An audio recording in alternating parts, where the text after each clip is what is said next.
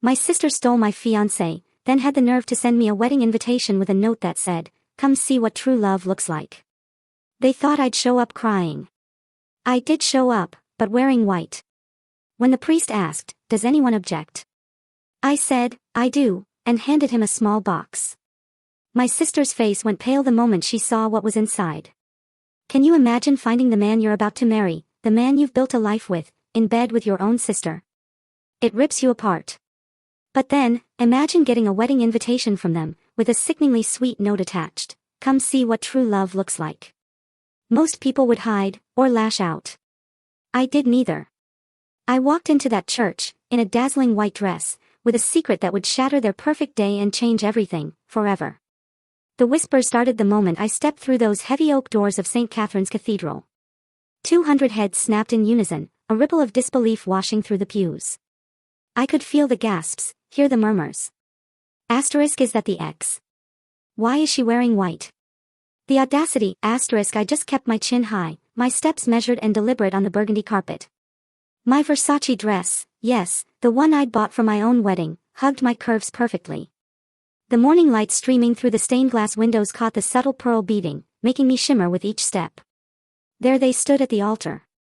Sophia, my baby sister, draped in ivory silk and lace, her blonde hair crowned with white roses.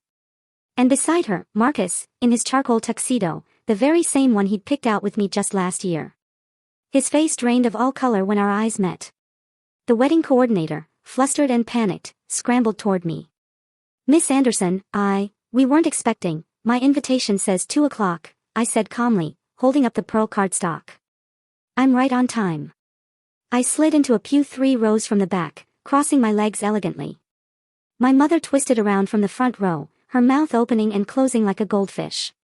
My dad's jaw clenched so tight I could see the muscle twitching from 20 feet away.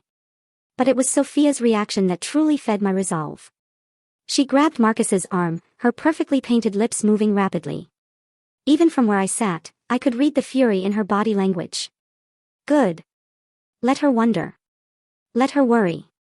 The organ music swelled, a desperate attempt to restore order to the chaos I'd created simply by showing up.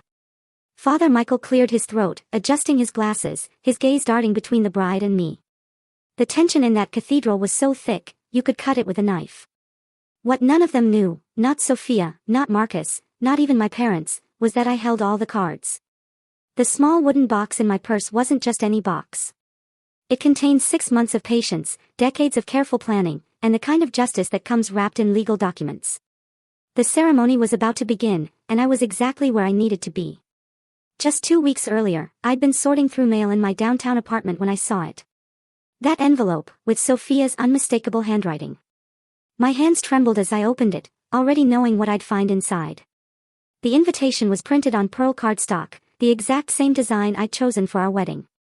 The same font, the same wording. She'd even used the same calligrapher. But it was the handwritten note tucked inside that made my blood run cold. Asterisk, dearest Fiona, I know this might be difficult, but family should celebrate family. Come see what true love looks like. We'd hate for you to miss it.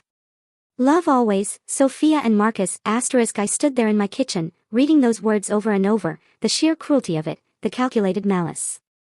She wasn't just taking my fiancé, she was rubbing my face in it, using my own wedding plans as the weapon. That night, I called my best friend, Rachel. Don't go, she'd begged. It's what she wants. To humiliate you. But Rachel didn't know what I knew. She didn't know about the meeting I'd had with James Mitchell, my grandmother's lawyer, just 1 week before. She didn't know about the documents sitting in his office safe, waiting for the perfect moment. I'm going, I told her.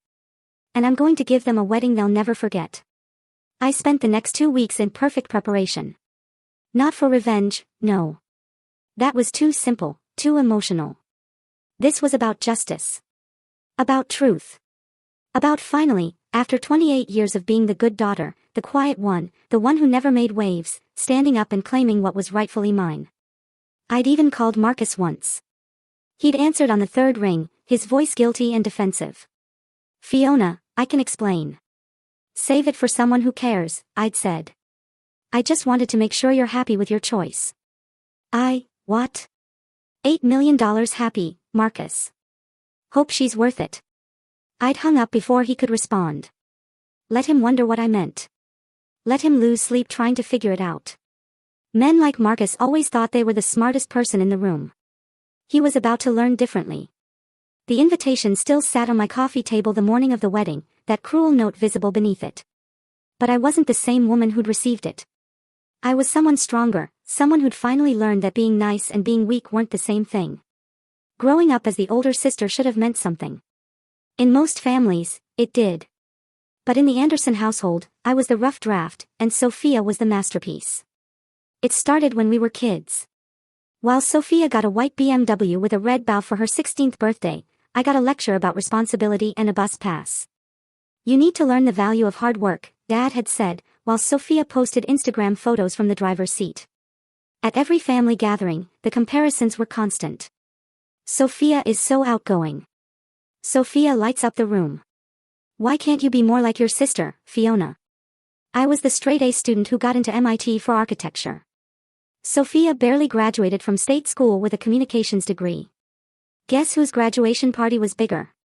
You're too serious, Mom would say, frowning at my sketches and blueprints.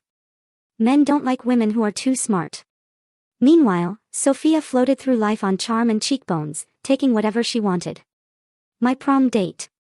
My spot on the varsity tennis team. She didn't even play tennis until she saw me win districts.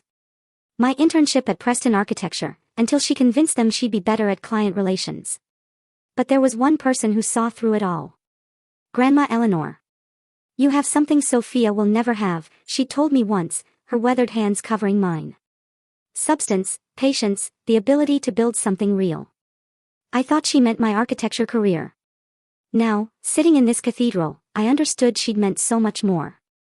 The pattern with Sophia was always the same. She'd see something that made me happy, decide she deserved it more, and take it. Our parents enabled it every single time. Sophia's just spirited, they'd say. You're the mature one, Fiona. Be the bigger person. I'd been the bigger person for 32 years. I'd smiled through the pain, swallowed my anger, accepted the unfairness. Even when she'd started flirting with Marcus at my own engagement party, I'd told myself I was imagining things. You're paranoid, Marcus had said when I'd brought it up. She's your sister. She's just being friendly. 3 months later, I'd found them in our bed, in the apartment I paid for, on the sheets we'd received as an engagement gift. And still, our parents had found a way to make it my fault. You work too much. You should have paid more attention to him. But today, the rough draft was about to become the final edition. Sophia's betrayals had a signature, like a crime scene. She always wanted what was mine. But Marcus, he was her masterpiece of cruelty. It started in high school with Jake Morrison. We dated for 6 months, my first real boyfriend. The night of homecoming, I found them making out in his car. He kissed me, she'd cried to our parents. I tried to stop him. Jake was banned from our house, and I was told to stop being so dramatic. Then came the Peton Scholarship. I'd worked 3 years for it, volunteering, maintaining a 4.0 GPA, building houses with Habitat for Humanity. The day before final interviews, my portfolio mysteriously disappeared. Sophia found it later, water-damaged and ruined. She went to the interview instead, claiming she'd always been interested in humanitarian work. She got the scholarship. She never used it for anything humanitarian, but those were just warm-ups compared to Marcus. We'd met at an architecture conference. He was charming, ambitious, everything I thought I wanted. For 2 years, we built a life together. We had plans, a firm of our own, a house in the suburbs, maybe kids someday. Sophia had been living in Miami then, working as an influencer. She came home for Thanksgiving last year, saw my ring, saw my happiness, and something shifted in her eyes. I should have known then. By Christmas, she was texting him constantly.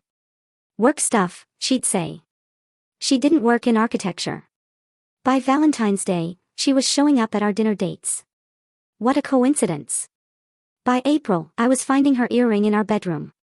Marcus said I was crazy, that it must have fallen out when she'd helped us move furniture. 3 weeks later, I came home early from a business trip. The sound that escaped me when I saw them wasn't quite human. But what hurt more than the betrayal was Marcus's first words, she's everything you're not. Spontaneous, fun, exciting. All the things that meant not boring, like Fiona. They moved in together the next week. Our parents threw them a housewarming party. I wasn't invited, but Mom made sure to tell me how happy they looked. But here's what Sophia never understood about taking everything from me: she never bothered to look closely at what she was stealing. She saw the surface, the handsome fiancé, the ring, the wedding plans. She didn't see the debt, the lies, the credit cards Marcus had opened in my name. She definitely didn't see what Grandma had seen, or what was waiting in that wooden box.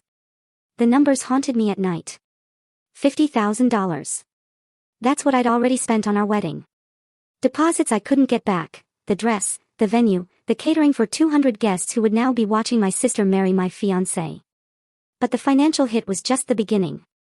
The morning after I'd caught them, I walked into Brennan and Associates, where I'd worked for 7 years, to find everyone staring. Someone had seen Marcus leaving our apartment building with a suitcase. Someone else had seen Sophia's Instagram story from my bedroom. By lunch, I was the office scandal. Maybe you should take some time off, my boss Richard had suggested, just until things calmed down. That time off cost me the Waterfront Plaza project, a $40 million development I'd been leading for 2 years. They gave it to Bradley, who'd been there 6 months. We need someone without distractions, Richard had explained. The promotion I'd been promised. Gone. The bonus I'd been counting on to pay off my student loans. Evaporated. My professional reputation. In tatters. Meanwhile, our family's architecture firm, Anderson and Associates, the company Grandma Eleanor had built from nothing, was hemorrhaging money. Bad investments my father had made. Contracts that fell through. We were 3 months from bankruptcy, though my parents kept pretending everything was fine. We need Sophia's wedding to be perfect, Mom had said just last week. The Thompsons are coming, and they might invest. The Thompsons, Marcus's wealthy parents, who had no idea their son was drowning in gambling debt. Dad had actually called me about it. You should come to the wedding, Fiona, for the family business. She stole my fiancé. You need to stop being so selfish.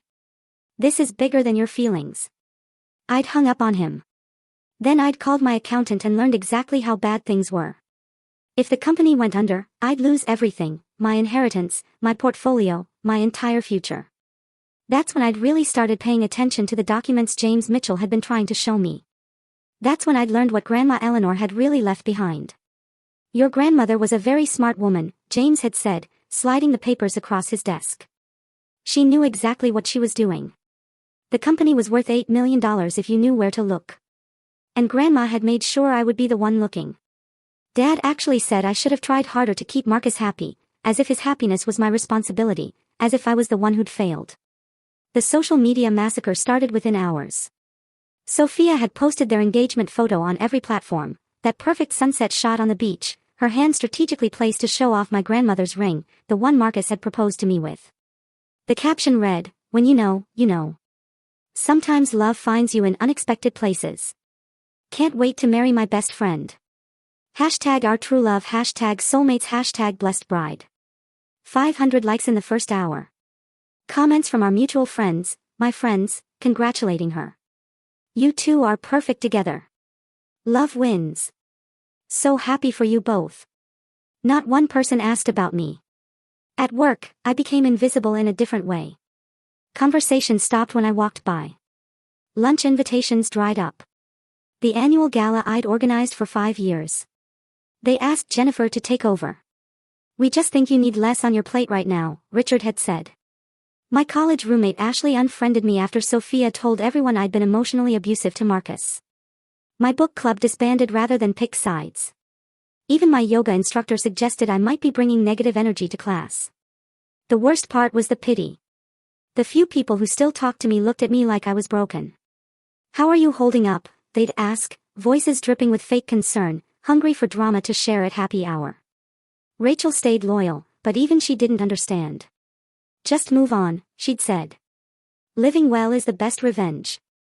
But I wasn't interested in revenge. I was interested in justice. There's a difference. Sophia's social media became a daily torture. I couldn't stop watching. Pictures from my vendors, my florist, my caterer, my venue. She was literally living my wedding, just with a different groom. No, the same groom I'd chosen. The one who was supposed to be mine. Tasting cakes today, with a photo at my favorite bakery where I'd already put down a deposit. Found the dress at the same boutique where I'd bought mine. Planning the honeymoon of our dreams to Italy. The exact itinerary I'd researched for months. Each post was a knife, twisted with precision. She knew I'd see them. She was counting on it. But while she was posting pictures, I was having different conversations. With lawyers. With accountants. With people who'd worked with Grandma Eleanor for decades. Your sister has no idea, does she? James Mitchell had asked during our third meeting. No, I'd replied, finally allowing myself a small smile. She's too busy planning her perfect wedding. If you've ever been betrayed by someone you trusted, you know this pain. But here's where the story takes an unexpected turn. Before I reveal what was in that box, I want to ask you something. What would you have done in my situation? Would you have gone to the wedding? Drop a comment below. I read every single one. And if this story resonates with you, please hit that like button. It really helps other people find these stories. Now, let me tell you about the conversation that changed everything. 3 days before the wedding, Sophia called. I recognized her ringtone, Material Girl, because of course it was, and almost didn't answer. But something made me pick up. You're not actually coming, right? Her voice was sugar-sweet poison. Wouldn't miss it for the world. Silence. Then, Fiona, don't embarrass yourself. I'm not the one who should be embarrassed. Look, I know you're hurt. Hurt? I laughed, and even I was surprised by how calm I sounded. I'm not hurt, Sophie. I'm grateful. Grateful? You did me a favor. Marcus is all yours. Another pause. I could practically hear her trying to figure out my angle. Just don't wear white or anything psycho. Wouldn't dream of it, I lied smoothly. She hung up first. 5 minutes later, Marcus texted, can we talk? Then, I'm sorry about how things happened. Then, you deserve to know the truth. Then, it's about the money. That last one made me pause. He didn't know about Grandma's will, that was still sealed. So what money was he talking about? I didn't respond, but I screenshotted everything. The next morning, Mom showed up at my apartment unannounced. She stood in my doorway in her Chanel suit, looking like she'd rather be anywhere else. You need to stay home Saturday. It's a free country, Mom. Fiona, please. Just this once. Think of the family. Like Sophia thought of family when she slept with my fiancé. Mom's face tightened. That's different. They fell in love in my bed. You're being crude. I'm being honest. There's a difference. She pulled out her checkbook, actually pulled out a checkbook in 2024. How much will it take, excuse me, for you to stay away? 5,000. 10. I stared at her. My own mother, trying to buy my absence from my sister's wedding to my ex-fiancé. Keep your money, I said quietly. You're going to need it. What's that supposed to mean? Ask Dad about the Patterson contract. Ask him about the loans he took out against the company. Her face went pale. How do you, goodbye, Mom. After she left, I called James Mitchell. Is everything ready? The documents are authenticated and sealed. The board members have been notified to be on standby. And the timing? Whenever you're ready, Miss Anderson. Your grandmother made sure of that. I hung up and looked at the white Versace dress hanging on my closet door. Almost time. The family intervention came Friday night, less than 18 hours before the wedding. They ambushed me at my apartment, Mom, Dad, and Aunt Patricia, the family enforcer. This has gone far enough, Dad started, settling into my couch like he owned it. You will not ruin your sister's wedding. I'm not ruining anything. I'm attending, as invited. Aunt Patricia clutched her pearls. The entire extended family will be there. The Washingtons, the Clearys, the Brennans. What will people think? The truth. Don't be smart, Dad snapped. The company needs this wedding to go perfectly. Marcus's family has connections. Marcus is $200,000 in debt, I said calmly. Did he mention that? The room went quiet. Mom recovered first. You're lying. Gambling debts. Credit cards. A failed business venture in Miami. I pulled up the files on my phone. I had a private investigator look into it after I found them together. Wanted to know what kind of man I'd almost married. Dad's face was turning purple. You had no right. I had every right. He opened 3 credit cards in my name. I'm still fighting the fraud charges. This is exactly why he left you, Mom said coldly. You're so controlling. He didn't leave me. He cheated on me with my sister, who's welcome to him. Stop being vindictive, Aunt Patricia said. Family supports family. Where was that support when I needed it? You're the older one, the responsible one. Act like it. My phone buzzed. James Mitchell. Final review complete. Board members confirmed for emergency meeting Monday 9 a.m. I looked at my family, these people who'd never once taken my side, who'd spent my entire life making me smaller so Sophia could shine brighter. I'll see you all tomorrow, I said, standing up. 2 o'clock sharp. Dad stood too, trying to loom over me. If you show up tomorrow, what? You'll disown me. Cut me off. You already did that when you gave Sophia my wedding vendors, my venue, my life. We're trying to save the family business. No, I said, opening my door. You're trying to save yourselves. There's a difference. As they filed out, Mom turned back. Your grandmother would be ashamed of you. I smiled then, my first real smile in months. We'll see about that. After they left, I opened the wooden box one more time, running my fingers over the legal documents inside. Grandma Eleanor's real will, the one she'd hidden from everyone except James Mitchell. Tomorrow, everything would change. Grandma Eleanor had died 6 months ago on a rainy Tuesday in January. I'd been the only one with her at the end, holding her papery hand while she struggled for breath. Patience, my dear, she'd whispered, her eyes still sharp despite the morphine. The quiet ones changed the world. At her funeral, Sophia had sobbed dramatically despite not visiting once during Grandma's 3-month battle with cancer. She'd even tried to give a eulogy, but broke down after 2 sentences. Everyone comforted her. Oh, poor Sophie, she's so sensitive. I'd given no eulogy. I'd sat in the back, dry-eyed, remembering the real Eleanor Anderson, the woman who'd built an architecture firm from nothing in 1978 when women weren't supposed to run businesses. 2 weeks after the funeral, James Mitchell had called. Your grandmother left specific instructions. The will reading is postponed for 6 months. Why? She said you'd understand when the time was right. I hadn't understood then, but as spring turned to summer and my life fell apart piece by piece, I started getting calls from James, from Grandma's old business partners, from people I'd never heard of who knew things about our family's company that even Dad didn't know. Your grandmother was concerned, James had said during our first real meeting, about your father's management, about your sister's influence, but mostly about you. About me? She said you were the only one who understood what she'd built, the only one who cared about legacy instead of lifestyle. He'd shown me documents, incorporation papers, patent filings. Property deeds. Anderson and Associates was worth far more than anyone knew. Grandma had been quietly buying back shares for decades, placing them in a trust. But there are conditions, James had explained, very specific conditions. The main one, the heir had to be unmarried, or married to someone approved by the board of directors. Grandma's hand-picked board, not Dad's golf buddies. Someone financially stable. Someone of good character. She knew, I'd said, understanding finally dawning. She knew about Marcus. She suspected. She also knew about your sister's patterns. So if Sophia marries Marcus, she forfeits any claim to the inheritance. And if she's already married to him when the will is read, she can't contest it.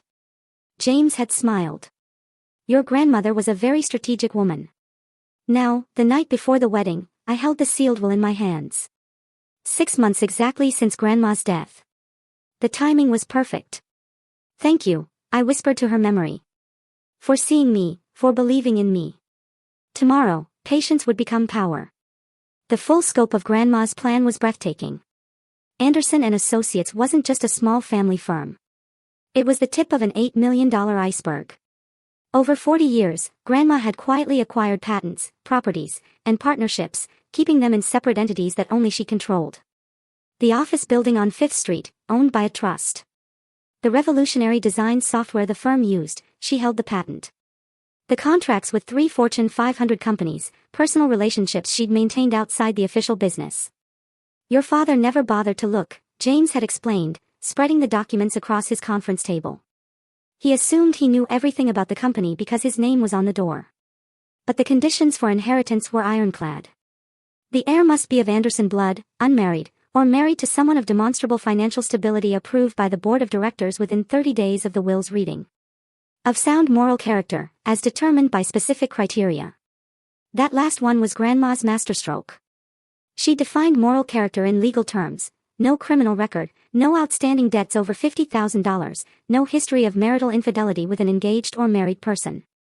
She really thought of everything, I'd marveled. She had 6 months after your engagement to refine the language, James had said. She was concerned about Marcus from the start. But she never said anything. She believed in letting people reveal themselves. The board of directors was equally strategic. 5 people Grandma had worked with for decades, all with unshakable integrity. They'd been waiting, silent partners in her plan. What happens if no one meets the conditions? I'd asked. The entire estate goes to the International Women's Architecture Foundation. And if Sophia contests? She can try. But marrying a man with over $200,000 in gambling debts who committed credit fraud against her own sister. James had shaken his head. No judge would override your grandmother's wishes for that. The wedding invitation on my coffee table seemed to mock me. Come see what true love looks like. True love. Sophia thought she'd won because she'd taken Marcus. She had no idea she'd actually lost everything the moment she said, I do. The wooden box sat beside the invitation, containing not just the will, but also Marcus's credit reports, the fraud documentation, and 3 years of Grandma's personal letters expressing her concerns about Sophia's character. Tomorrow, at exactly the right moment, the truth would set everyone free, whether they wanted to be free or not. The wedding reception was in full swing when I arrived, cocktail hour before the ceremony. Sophia's idea of sophistication. I could hear the laughter floating from the garden where guests mingled with champagne and judgment. The seating chart by the entrance told me everything I needed to know about my place in this circus. Table 19, the last table in the corner, by the kitchen doors. I was seated with the catering staff's families and plus ones who'd been added last minute. Fiona. Brittany, one of Sophia's bridesmaids, appeared with a gaggle of others. They all wore matching blush pink dresses and identical smirks. We didn't think you'd actually come. Wouldn't miss it, I said smoothly, signing the guest book with a steady hand. They giggled behind manicured hands, already texting furiously. Within minutes, the whispers spread through the garden like wildfire. I made my way outside, where 200 guests pretended not to stare. The garden was decorated exactly as I'd planned for my wedding: white roses, string lights, even the same string quartet playing Pachelbel's canon. Then I saw him, Richard Brennan, CEO of Brennan Industries, our biggest potential client. He was chatting with Marcus's parents, who were putting on their best show of wealth despite their son's debts. Fiona. Richard nodded, clearly uncomfortable. I didn't expect to see you here. Family is family, I replied, accepting a champagne flute from a passing waiter. Across the garden, I spotted another surprise: 3 members of Grandma's board. They weren't supposed to be here, but each caught my eye and nodded slightly. James Mitchell had been busy. The wedding coordinator announced it was time to take seats for the ceremony. As I walked past the head table, I heard Sophia's voice from the bridal suite window above. Is she really here? In white? God, she's so pathetic. Marcus's response was muffled, but I caught the words, inheritance and mistake. I settled into my chair at table 19, surrounded by strangers who had no idea who I was. Perfect. I wanted to be invisible until the moment I wasn't. The string quartet shifted to the processional music. Guests turned toward the aisle, phones raised to capture the perfect moment. The bridesmaids began their walk, each one shooting me a look of pity or disgust as they passed. Then came Marcus, taking his place at the altar with barely a glance in my direction. His best man whispered something that made him laugh nervously. The music swelled. Everyone stood, and there was Sophia, radiant in white, walking toward her destiny. She had no idea how right she was about true love being revealed today. The ceremony proceeded like a beautifully orchestrated insult. Father Michael spoke about love, commitment, and honesty, while Marcus shifted nervously and Sophia beamed with triumph. Then came the personal vows. Of course, Sophia had insisted on personal vows. She went first, her voice carrying across the garden with practiced emotion. Marcus, you came into my life when I least expected it. You showed me what true love really looks like. Some people, she paused, glancing directly at me, go through life thinking they know what love is. But real love, true love, can't be forced. It can't be scheduled or planned. It just happens. And when it does, nothing and no one can stand in its way. The crowd murmured appreciatively. Several people turned to look at me, waiting for a reaction. I kept my face perfectly neutral, my hands folded calmly in my lap. Marcus's vows were shorter. Vague. Sophia, you bring excitement to my life. You're spontaneous, fun, everything I never knew I needed. He swallowed hard. You make me feel alive in ways I never expected. I noticed he never used the word love. Not once.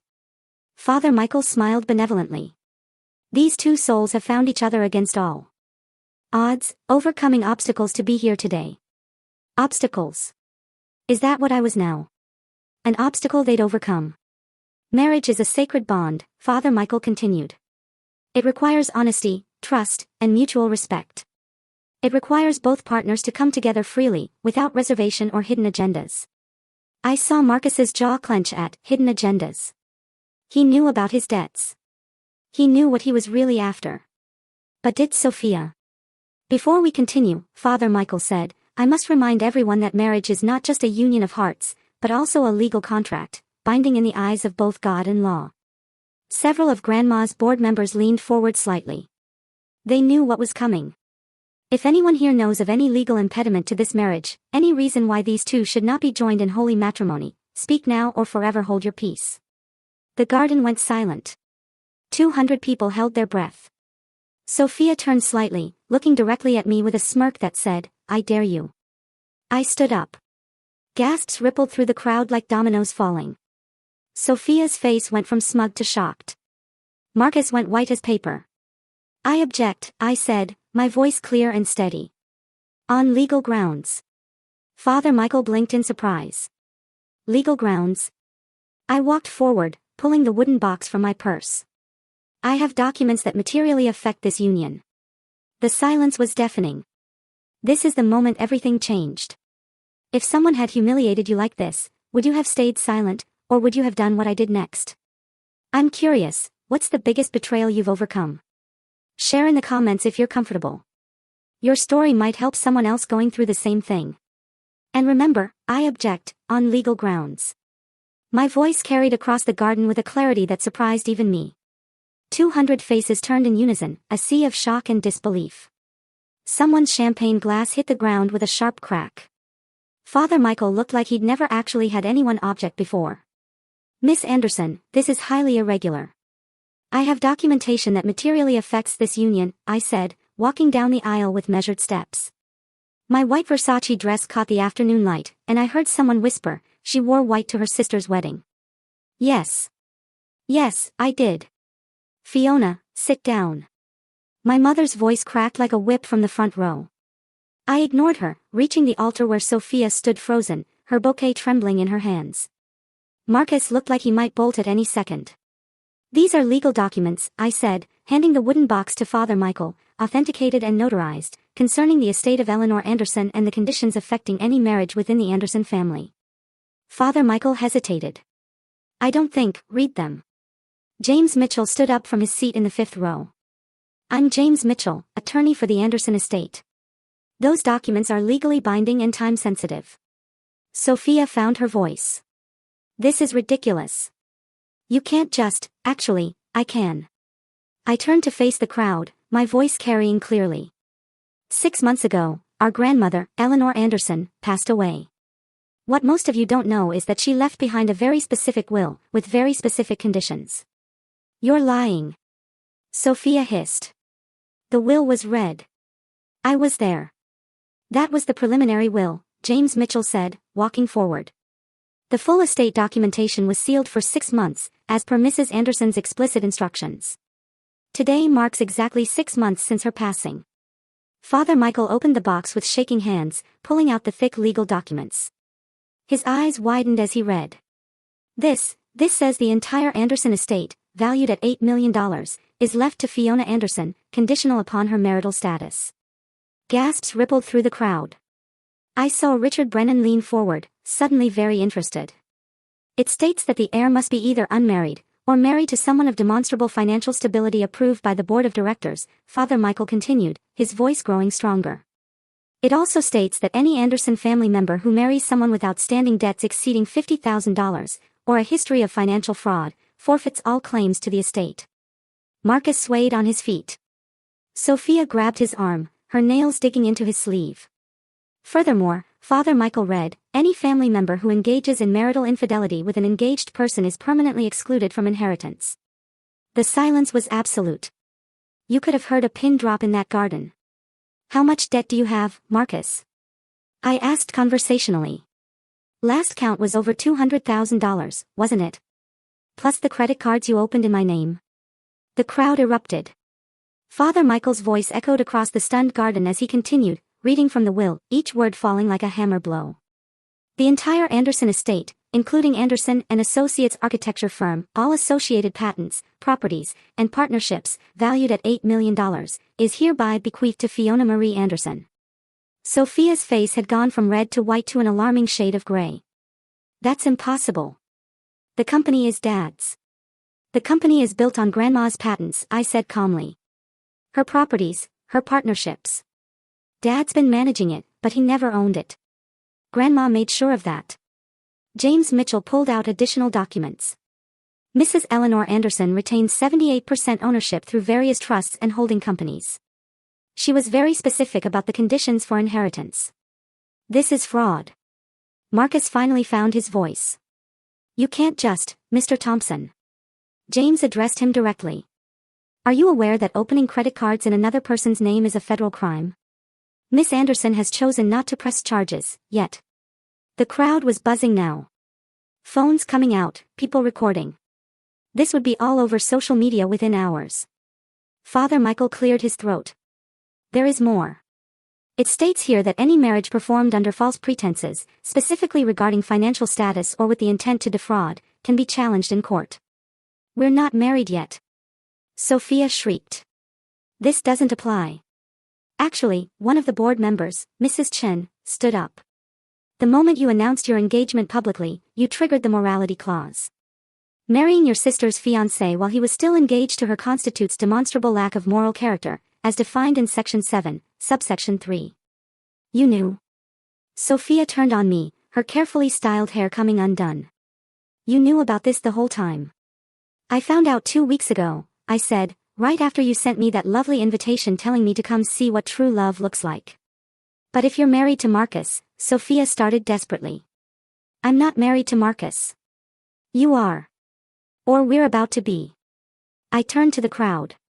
Marcus Thompson has over $200,000 in gambling debts, 3 maxed out credit cards in my name, and a failed business that he never disclosed. The board would never approve him. Which means if I had married him, I would have lost everything, too. The implications hit Sophia like a physical blow. She staggered backward, her designer heels catching on her train. You did me a favor, Sophie, I continued. You saved me from making the biggest mistake of my life, and in return, you get Marcus, debts and all, while I get the company, the properties, and the future Grandma always intended for me. The prenup. Marcus suddenly shouted. Sophie, the prenup you signed. Everyone turned to stare at him. What prenup? Sophia's voice was barely a whisper. The one where you agreed to keep finances separate. Marcus said desperately. Where you waived claims to each other's assets. You mean the one protecting your assets? Sophia laughed hysterically. What assets, Marcus? Your debt. The garden erupted into chaos. The unraveling happened in real time, like watching a building collapse in slow motion. Marcus grabbed Sophia's hands, his voice desperate. Sophie, we can work this out. She yanked away from him. Work what out? You're broke. You lied to me. I never lied. You said you were successful. You said you had investments. I do have investments. In what? Poker games. She was screaming now, mascara running down her cheeks. You knew about the inheritance. You knew and you chose me anyway. Marcus's silence was damning. The truth was written all over his face. He thought Sophia would inherit, not me. He'd bet on the wrong sister. You used me, Sophia whispered, the realization finally hitting her. You couldn't get Fiona's money, so you thought you'd get mine. My parents had rushed to the altar. Mom trying to salvage something, anything. This is a family matter.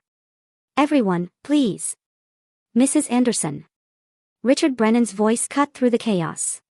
Is it true your husband has been managing a company he doesn't actually own? Dad's face went purple. This is preposterous. Actually, James Mitchell interrupted. I have documentation here showing that Mr. Anderson has taken out several loans against company assets he doesn't own. That's fraud. The board will be pursuing legal action. The board. Dad sputtered. What board? I'm the president. Mrs. Chen corrected. We're the president of a company you never owned. Your position is terminated effective immediately. Miss Fiona Anderson is the new CEO, pending board approval, which I can assure you she'll receive unanimously. The dominoes kept falling. Marcus's parents were backing away from the altar, his mother's face a mask of horror as she realized her son's debts were now her problem again. The Thompsons, who'd been so proud moments before, looked like they wanted to disappear. The wedding is off, Father Michael announced unnecessarily. The altar looked like a war zone. Sophia's bouquet trampled, Marcus's boutonniere crushed, the unity candle knocked over. This isn't over. Sophia snarled at me, her fairy tale princess image completely shattered. I'll contest this. I'll sue. With what money? I asked quietly. You just quit your job to plan this wedding. Marcus is in debt. Mom and Dad are about to be investigated for fraud. And you signed a prenup waiving financial claims. The truth of her situation hit her like a sledgehammer. She'd given up everything for a man who was worse than broke, he was a liability. Grandma always said you were special, Sophia said bitterly. Her precious Fiona. No, I corrected. She said I was patient. There's a difference. James Mitchell stepped forward. The board meeting is Monday at 9 a.m., Miss Anderson. We'll need you there to formally accept your position. I nodded, then looked at the stunned crowd. Thank you all for coming. I believe the reception is still paid for, my deposit, actually. Please enjoy the party. Then I turned and walked back down the aisle, leaving chaos in my wake. The legal machinery started turning before I even reached my car. James Mitchell was a maestro conducting a symphony of consequences. Mr. Thompson, he called out, stopping Marcus from fleeing. You'll need to stay. The police have some questions about those fraudulent credit cards. 2 officers had appeared. Apparently, James had anticipated this moment. They weren't arresting Marcus, not yet, but the questioning would be enough to destroy what was left of his reputation. This is entrapment. Marcus shouted. She set me up. You set yourself up the moment you committed fraud, Officer Williams said calmly. We just need to verify some signatures. Meanwhile, the board members had cornered my father. Mrs. Chen was holding a tablet, scrolling through financial records. Mr. Anderson, can you explain this withdrawal from the company account? And this one?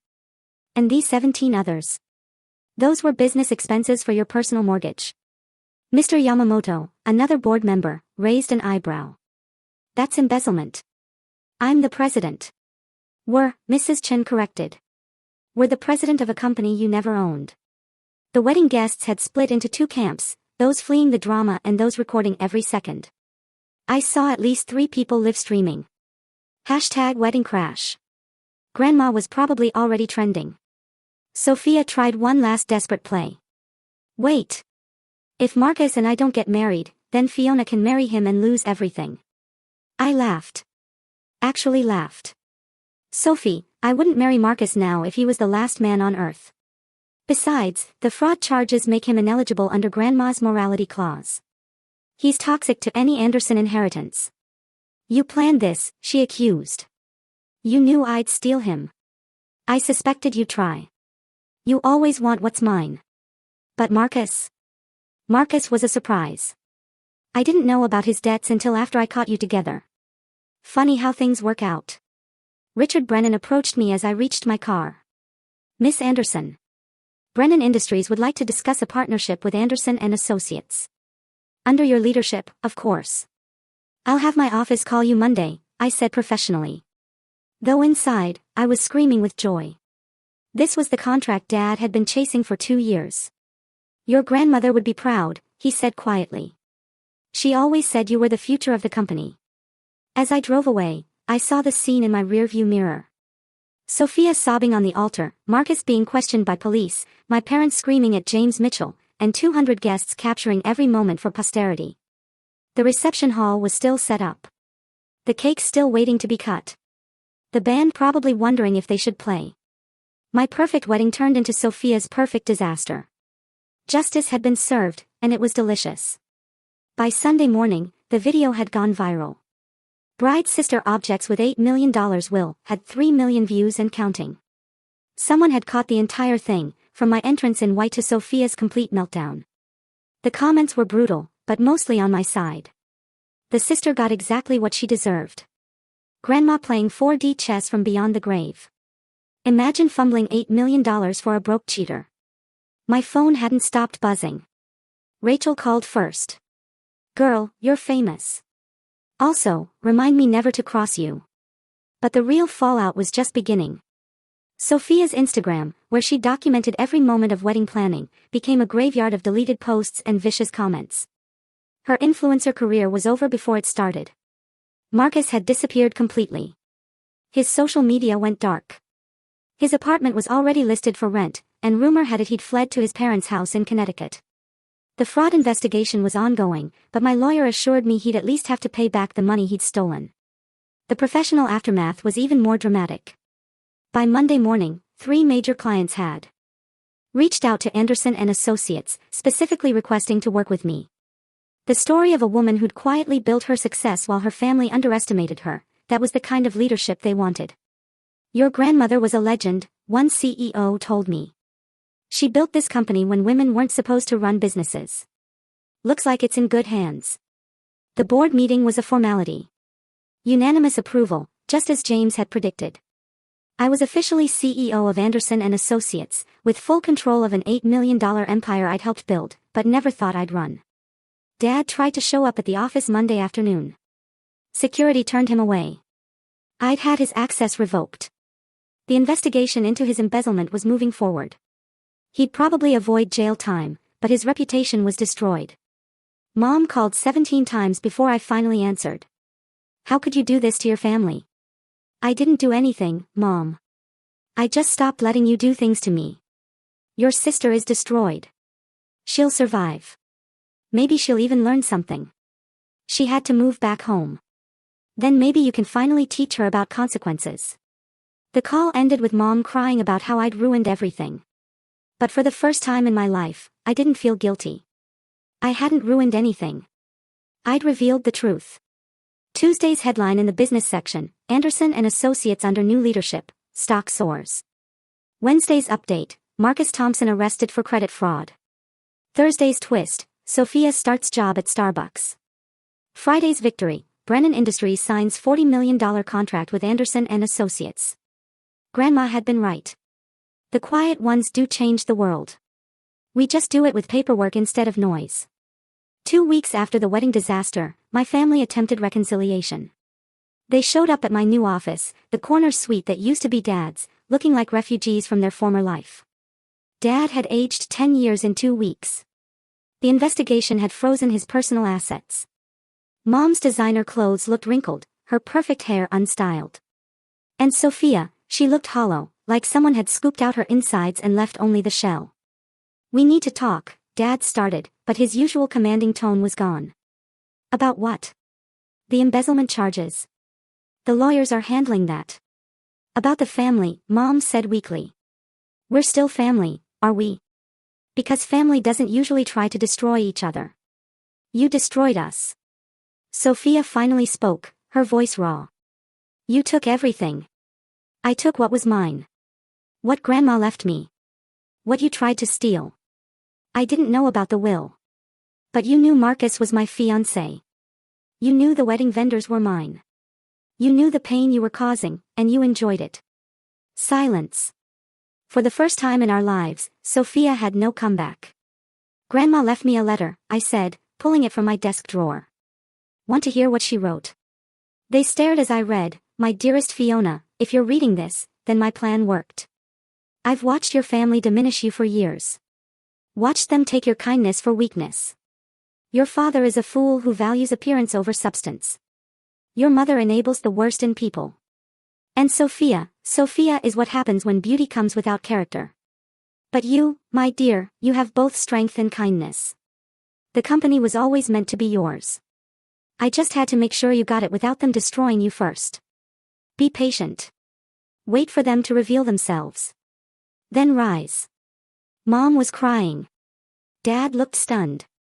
Sophia stared at the floor. "She saw us," Dad whispered. "All of us." "She loved you anyway," I said. "But she didn't trust you. There's a difference." "What do we do now?" Mom asked. "You figure it out. Without my money. Without my help. Without using me as your emotional support system. For once in your lives, handle your own consequences. You're really going to abandon us?" Sophia asked. "I'm going to do what you taught me," I replied. "I'm going to put myself first." They left quietly, defeated. But I wasn't celebrating their downfall, I was just done being responsible for it. That night, I found another letter from Grandma, one James had saved for after the confrontation. "Forgiveness will come in time, but boundaries come first. I'm proud of you." She'd known everything. Planned everything. Even this. 6 months later, my life was unrecognizable, in the best possible way. Anderson and Associates had landed 3 major international contracts. We'd hired 50 new employees, including some of the best architects in the country who wanted to work for a firm that valued merit over nepotism. The company was thriving under my leadership, and everyone knew it. The fraud charges against Marcus had stuck. He'd pleaded guilty to avoid jail time, but would be paying restitution for years. Last I heard, he was working at his uncle's car dealership in New Jersey, probably sweet-talking customers the way he'd once talked to me. Sophia had surprised everyone, maybe even herself. After hitting rock bottom, she'd actually started rebuilding.